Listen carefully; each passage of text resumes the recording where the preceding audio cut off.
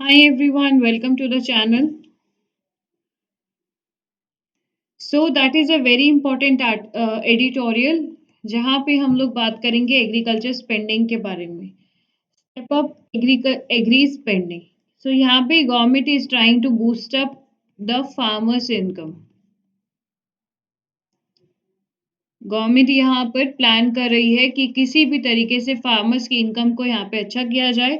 And इसके पीछे का एक कारण होगा कि अगर गवर्नमेंट एग्रीकल्चर के अंदर एक्सपेंडिचर अच्छा खासा करेगी सो वी कैन अज्यूम कि यहाँ पे फार्मर्स की जो इनकम है उसको आप अज्यूम कर सकते हो कि इनकम बढ़ेगी. Right. So let's have a look कि किस तरीके से गवर्नमेंट प्लान कर रही है.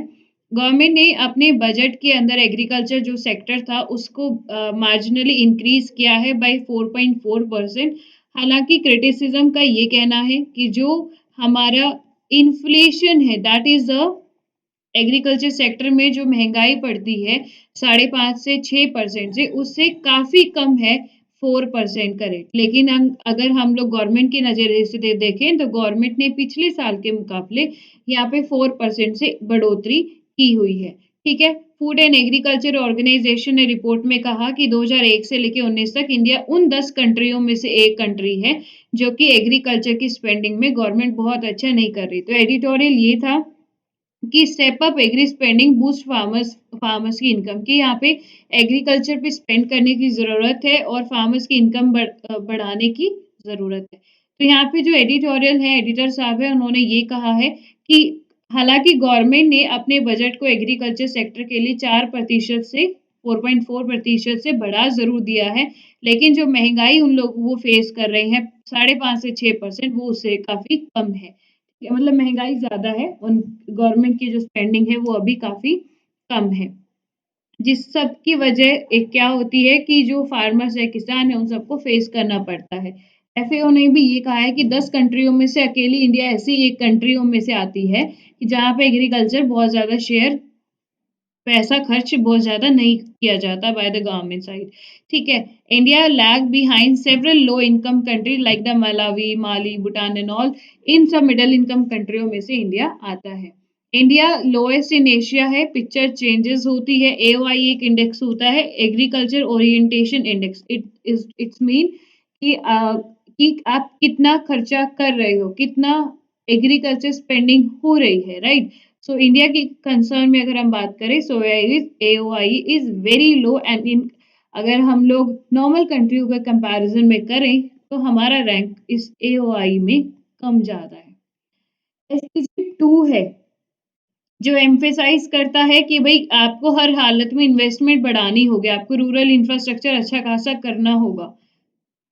एग्रीकल्चर में रिसर्च और एक्सटेंशन सर्विसेज करनी होगी तभी आप लोग एग्रीकल्चर स्पेंडिंग करोगे. फार्मर्स की इनकम अच्छी होंगी. लोन वेव हो पाएंगे. लोन की जरूरत नहीं रहेगी.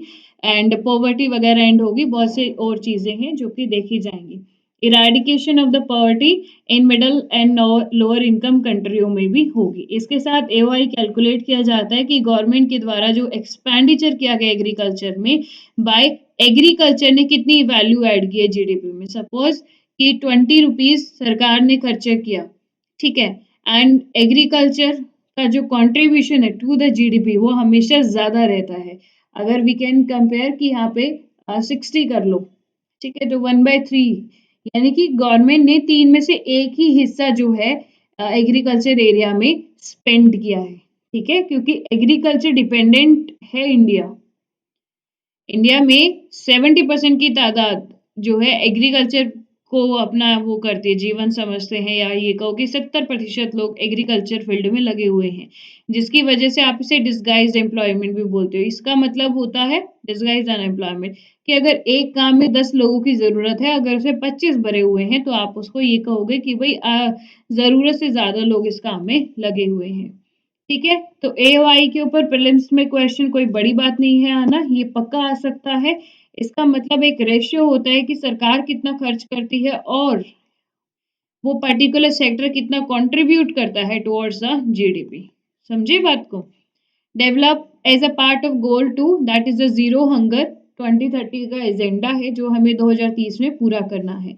तो एसडीजी इंडेक्स के बारे में आप सबको पता होना चाहिए. ये कुछ इंडेक्स हैं, कुछ गोल हैं, 17 गोल हैं जिसको हम लोगों ने 2030 तक अचीव करना है, जो कि हमारे डेवलपमेंट के लिए बेहतर है। अगर आपका एओआई कम है, देखो यहाँ पे क्वेश्चन आ सकता है कि AOI, if AOI is less तो it indicate the best ever country in the world, ऐसा कुछ आ सकता है लिख के। बट रिमेंबर, अगर आपका एओआई कम है तो ये कहेगा कि भाई एग्रीकल्चर में बहुत ज्यादा पैसा नहीं लगाया जा रहा। ठीक है, is spending towards agriculture sector is not commensurate, यानी कि जितना जीडीपी दे रही है, जैसे मैंने 3 और 1 कहा, तो ये कम लग रहा है। लेकिन अगर मैं ये कह देती 20 और 40 के रेशियो में, अगर मैं कह देती, ठीक है, मैं 20-40 कह देती कि भाई 40% तो जीडीपी में कंट्रीब्यूशन हो रहा है, और जो 20% है वो आपका क्या हो रहा है, क्या हो रहा है, 20 एक्सपेंडिचर। तो यहाँ पे 1/2 शेयर होता तो ये अच्छा था ना, हाफ शेयर में आ जाता, बट ये 1/3 में आ गया, तो ये थोड़ा गलत हो जाएगा। जितना कम इंडेक्स होगा उतना बैड होता है।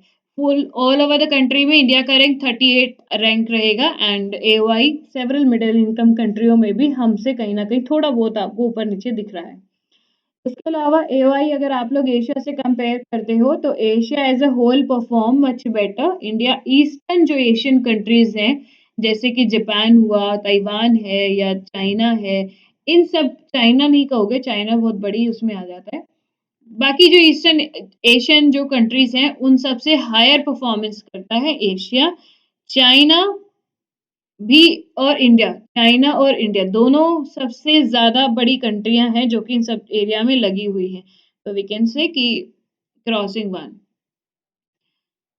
ठीक है, लोअर इनकम कंट्री जैसे कि जाम्बिया, वहां पे भी एग्रीकल्चर सेक्टर अच्छा है। बेशक वो लैंडलॉक कंट्री है, फिर भी उनका जो एग्रीकल्चर सेक्टर में स्पेंडिंग है वो अच्छी है। इंडिया 38 रैंक ले रहा है। ठीक है, तो ये हमारे लिए कंसर्न की बात हो जाएगी। तो यहाँ पे गवर्नमेंट के लिए जरूरी हो जाएगा कि अगर गवर्नमेंट इस सेक्टर के अंदर खर्चा करती है, गवर्नमेंट पैसा इन्वेस्ट करती है, तो यहाँ पे फार्मर्स की इनकम में बढ़ोतरी होगी। हाँ, गवर्नमेंट के द्वारा चीजें की गई हैं, जैसे कि पीएम आशा एक स्कीम लेकर आई गई, जहां पे significant reduction to only 1 crore as against of allocation 400 crore के मतलब उसमें अगेंस्ट में ओनली 1 करोड़ रखा गया है। एडिशनली रिडक्शन की गई है 1.8 करोड़ सेंट्रल स्कीम के अंदर। ठीक है, which one can still argue that capital investment agriculture sector में अभी बहुत ज्यादा जरूरी है। कैपिटल इन्वेस्टमेंट का मतलब है कि आप एग्रीकल्चर सेक्टर में लॉन्ग टर्म के जो प्रोजेक्ट होते हैं मोर देन ईयर के, आप उसके अंदर अपना पैसा इन्वेस्ट करें, that led to increase farmers income. Capital investment करें आप, ठीक है, प्रमोशन करो रूरल इंफ्रास्ट्रक्चर, मार्केटिंग फैसिलिटीज का।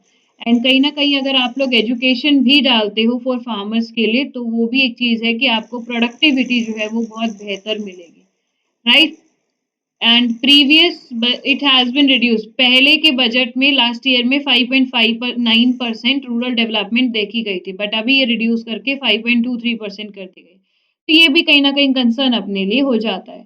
किसान सम्मान निधि, किसान मानधन योजना, ये सारी है जो कि आप ये कहोगे कि हाँ भाई किसानों के लिए चीजें की गई है।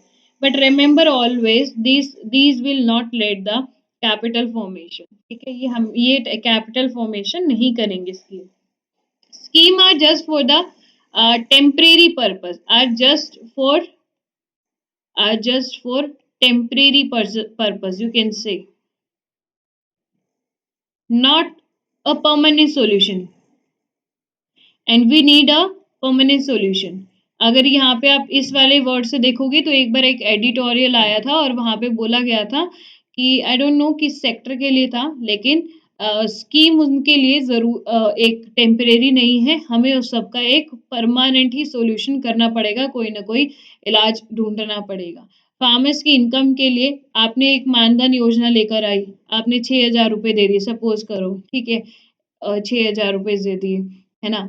कुछ किसानों को मिले, कुछों के बारे में नहीं था, उन्हें नहीं मिले या फिर एलिजिबल नहीं थे, ऐसा सब कुछ।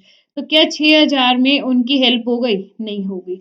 लेकिन एक कंटिन्यूअसली कंटिन्यूअसली अगर उनके लिए कोई सोल्यूशन बनता है, so that will help them a lot. और अगर उनकी सब इनकम वगैरह अच्छी होती है तो भाई फूड प्राइस भी तो कटौती आएंगे, इन्फ्लेशन में भी तो कटौती आएगी, राइट और नॉट। वे फॉरवर्ड क्या है कि हमें इरिगेशन फैसिलिटीज पे फोकस करना चाहिए, अर्बन इंफ्रास्ट्रक्चर डेवलपमेंट करनी चाहिए नेशनल हाईवेज के लिए, सो दैट की ट्रांसपोर्टेशन फैसिलिटीज ये सब चीजें अच्छी हो जाए, नंबर ऑफ मार्केट बढ़ा देनी चाहिए, और होर्डिंग ना हो, ये सब चीजों का ध्यान हमें रखना चाहिए। एनसीएम फार्मर्स, ये सब चीजें किसके द्वारा बनाई गई है? एनसीएफ के द्वारा, नेशनल कमीशन ऑन फार्मर्स। इसके अलावा ये सब मेजर से क्रूशियल रोल करेंगे कि फार्मर्स इजी एक्सेस उसको मार्केट में मिले। ठीक है। अब एक चीज लेकर आई गई है फार्मर्स के लिए, एमएसपी। ठीक है, एमएसपी में क्या चीज है कि अगर आपको गवर्नमेंट आपके वीट का गवर्नमेंट प्राइस लगाती है 17 रुपए, 18 रुपए, 22 रुपए, 25 रुपए, ऐसे करके। तो एमएसपी आप नहीं बेचना चाहते इन सब प्राइस में, आप चाहते हो कि भाई आपकी क्वालिटी अच्छी है, आप चाहते हो कि अपने प्राइस को हाई करो, आप 27 में बेचना चाहते हो, कोई ले नहीं रहा है और सबके चलते आपके खराब हो रहे हैं। ठीक है, तो एक एमएसपी में एक मिनिमम सपोर्ट प्राइस यहाँ पे रख दिया जाता है, भाई अगर आपकी किसी भी कंडीशन में कोई नहीं लेता, तो 24 रुपए के रेट में किसी भी वक्त आके आप लोग गवर्नमेंट को बेच सकते हो वो माल। ठीक है, तो 24 रुपीज एक फिक्स हो जाता है यहाँ पे।